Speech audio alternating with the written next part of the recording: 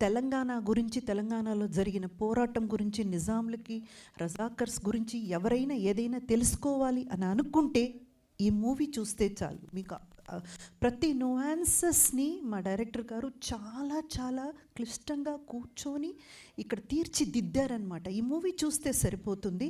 అందుకని మీరు ప్రతి ఒక్కరూ తప్పకుండా ఈ మూవీని ఓటీటీలో చూడాలని నేను మళ్ళీ మళ్ళీ రిక్వెస్ట్ చేస్తున్నాను. అండ్ ఆహా వాళ్ళకి ప్రత్యేకంగా నా ధన్యవాదాలు ఈ మూవీని తీసుకొని ఓటీటీలో రిలీజ్ చేయడం.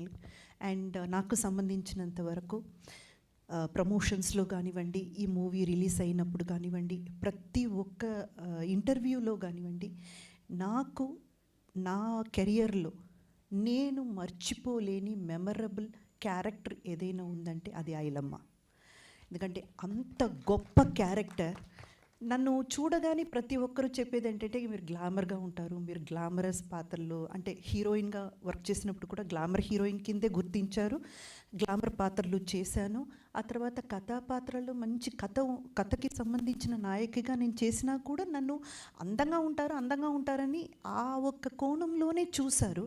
కానీ నిజంగా నాకు అర్థం కానిది ఏంటంటే ఈ ఐలమ్మ క్యారెక్టర్లో ఇంత గ్లామరస్గా అంటే ఒక వ్యవసాయం చేసి బ్రతికే ఒక కూలి పనిచేసి ఒక ఆడదిగా డైరెక్టర్ గారు నన్ను ఎలా ఆలోచించారు, ఆ డైమెన్షన్లో ఎలా నన్ను తీసుకురావాలని ఆయనకు ఐడియా ఎలా వచ్చిందో నిజంగా నేను రుణపడి ఉంటాను సత్యనారాయణ గారు. ఎందుకంటే అలాంటి ఒక పాత్ర ఏ ఆర్టిస్ట్కైనా ఒక వరం అంతే.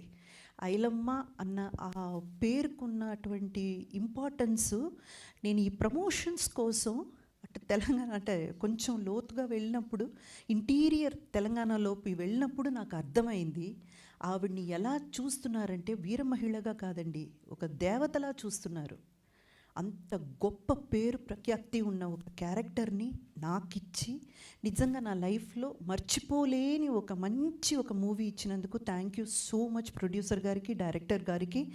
అండ్ ఎప్పటికీ నాకు ఒక మెమరబుల్ క్యారెక్టర్గా ఇది ఉండిపోతుంది.